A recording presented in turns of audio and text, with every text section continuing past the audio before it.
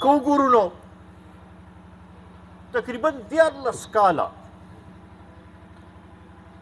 د تحریک انصاف حکومت په دې صوبې کې پاتې شو.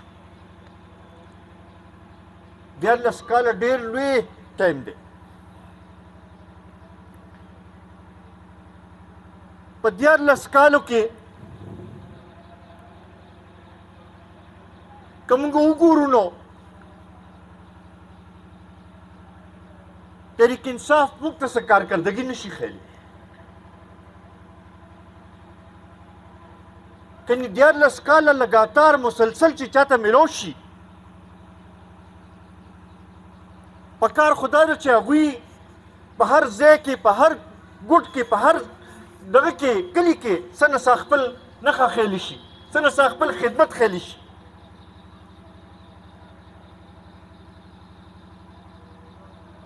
خو که وګورئ نو د هغوی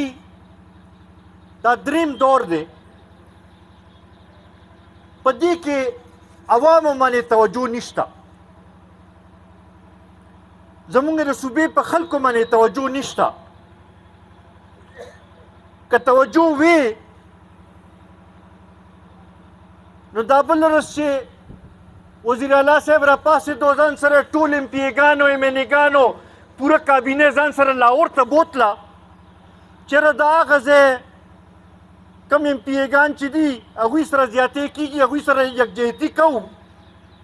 نو پکار دا نه وه چې دا ډي ای خان کې چې روزانه په بنیاد باندې د دهشتګردۍ واقعات کېږي په ټانک کې روزانه بنیاد باندې دهشتګردۍ واقعات کېږي په بنو کې په کوهاټ کې په هنګو کې دغه شانتې په کورمه کې چې دا کومه وینه توی شوه چې کم از کم تللی وي او هغه خلکو سره دغه کړی چې د سره دا ټایم شته چې لاهور ته ځي او د هغه ځای امپیګانو سره اظهار یکجهتي کوي. خو باجوړ کې چې واقعات وشي د هغې لپاره ټایم نشته. سوات کې دا کم واقعات چې وشو زما خیال په هغې باندې نو زمونږ ټولو د پښتنو سترګې چې دي هغه ښکته دي. د دوی د عیاشانو لپاره د دوی د حکومتي شاخرچیانو لپاره خو پیسې شته خو چې هغه غریبانان هلته کې ګیرو او 3-4 ګنټې مسلسل دا چغې والے چې مونږ بچ کې د هغوی لپاره نه هلیکاپټر و نه بل کوم محکمه وه او نه څه سرکاري اداره راپاڅېده و د هغوی مدد یې کو. کارکردګۍ خو دا حل دی چې 14 کاله مسلسل تیرول نه پس ته زما د صوبې قرضه 200 اربو ته ورسېده چې کوم د 2014 نه مخکې د 95 ارب نه زیاته نه وه. خو چې وګورو نو عوامو ته څه فایده ونه رسېده. د عوامو څه مسایل حل نه شو. نن که د دوی توجه وي نو پکار دی چې په دې بجلۍ باندې ایکشن اخیستې وي د ګیس په صورتحال باندې ایکشن اخیستې وي خو هغه توجه نشته چې پکار وي چې کوم طریقې سره دوی د عوامو که دې ته دا احساس ورسره وي چېرې دوی مونږ اسمبلو ته لېږلي وو دې لپاره چې خپل نمایندګي د دوی مونږ وکړو. نن که وګورو نو د احتجاجونو لپاره خو سره ټایم شته چې د خپل پارټۍ لپاره احتجاج کوي خو چېرته دی ونه وی چېرې زمونږ صوبې ته حق نه میلاویږي زمونږ کم دا قبایلي اضلاع چې دي دوی سره چې کمې وعدې شوي وي هغه وعدې سر ته نه رسولې کېږي زمونږ دا غریبانان چې دي دوی سره روزګار نشته ګراني رس ته رزه سیوا کېږي لګیا ده پکار چې د دوی د حق لپاره یې تپوس کړی وي نو هغې لپاره خو ټایم نشته خو د پی ټي آی د احتجاج لپاره ورسره ټایم بلکل شته او په هغې کې هم که وګورئ په سوات کې خلک ډوبېږي د ریسکیو کم مشینري چې ده هغه ولې نه رسي ځکه چې هغه اسلام آباد کې په احتجاج کې استعمال شوی و او همغه شانتې هلته کې پرته ده او هغوی هلته ودرولې ده دا زموږ صوبې ته نقصان رسي لګی دی او که نه مونږ ټیک ده سیاسي اختلافات په خپل ځای هر چا ته په خپله پارټي ښه ښکاري خو دا سوال جوړیږي چې موږ دوی نه دا وکړو چې تاسو موږ ته څه کارکردګي خو مو ښایي د 14 کاله پس ته څه کارکردګي ده که د قومي وطن پارټۍ نه تپوس کوئ نو که مشر ته 2 ځله موقع میلاو شوې ده ډېره کم هغه هم پوره ټایم یې نه دی تېر کړی یو ځل 18 میاشتې او یو ځل 40 میاشتې که بیا د هغې نه پس ته که 5 کاله په وزارت داخله کې میلاو شوي دي نو د هغې مونږ کارکردګي خیلي شو په 400 کې که پاسپورټ دفتر جوړ دی نو دا د ستاسو مشر او زمونږ مشر چې دی د هغه د لاس کارنامه ده مختلف دلته کې که د نادره دفترې جوړې دي دا د هغوی کارنامه ده که دلته کې سوی ګیس خور شوي دي دلته کې مختلفو کلو ته بجلی رسېدلې ده دلته کې ټکنیکل کالجونه جوړ شوي دي نو دا د ملي رهبر جناب آفتاب احمد خان شیرپو د خپل علاقې سره یو مینه ده او دا هم درته ووایم چې هغه وخت کې ګوره ډېر فنډونه هم نه وو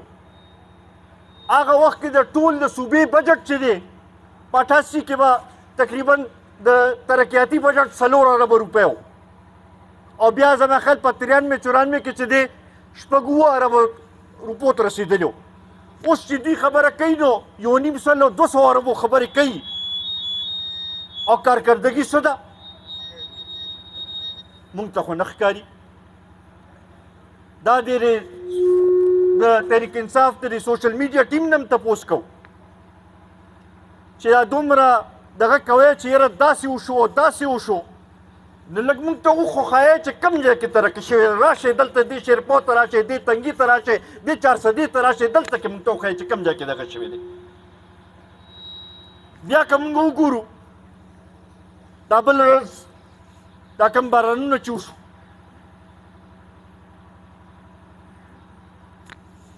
جیندې هم پکې راغلی دا که دا جیندي کې کار نه و شوی نو دې به نقصان کړی و که نه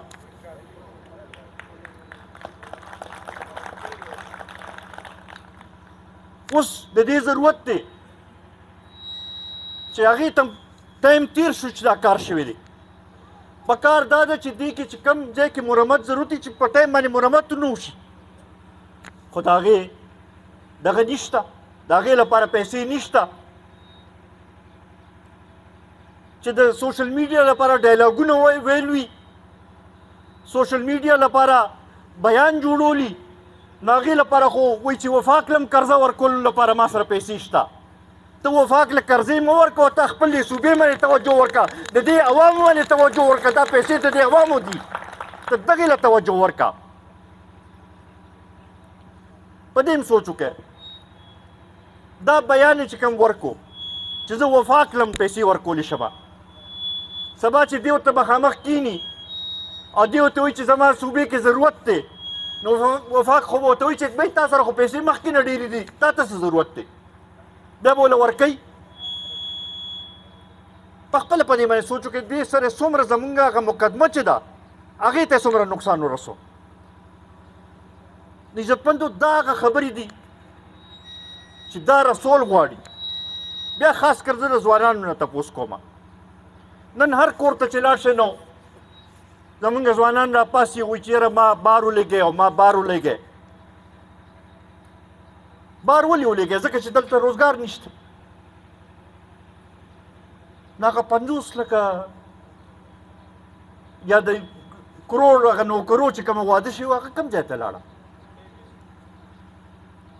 دې باندې غور وکړئ. ځوانان دوی وایي چې یاره ځوانانو موږ له ووټ راکړی دی او ځوانانو هغوی له څه کړل. ما ته د ځوانانو لپاره خو څه کارکردګي وښیه که نه. هغه بعضې خلکو ته چې روزګار میلو شوي دی نو هغوی نه واپس روزګار اخلي. بله ورځ مې واورېدل چې چارسدې یونیورسټۍ کې 2012-2013 کې چې کوم کسان نوکران شوي اصل تقریبا 192 کسان چې دي هغه په یو دغه باندې وویستل. 2012 کې چې شوي بلې پارټۍ والا به کړي زمونږ د پارټۍ و پکې څوک ویم نه خو به یو کس ته روزګار میلو شوی دی. آیا تاسو ته دا حکومت دې لپاره میلو شوی دی چې تاسو د خلکو نه روزګار واخلئ او که نه تاسو ته حکومت دې لپاره میلو شوی چې تاسو خلکو له سهولت جوړ کړئ، خلکو له د روزګار مواقع پیدا کړئ، دا صوبه د ترقۍ په لار روان کړئ.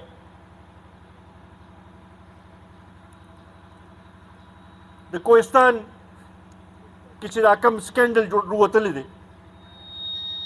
دا د چا په دور کې ووتلی دی؟ د دوی په دور کې ووتلی دی. اربونه روپۍ دا څه چې دا د جومات کم سولرایزیشن چې دي په هغې کې اربونه روپۍ چې کومې دوی کرپشن وکړو. په هغه بلین ټري سونامي BRT کم یادو چې یای کې اربونو نه زیات دغه کېږي لګیا دي. او بیا دا اوس چې کم طریقې سره دا پوسټینګ ټرانسفر چې کم طریقې سره کېږي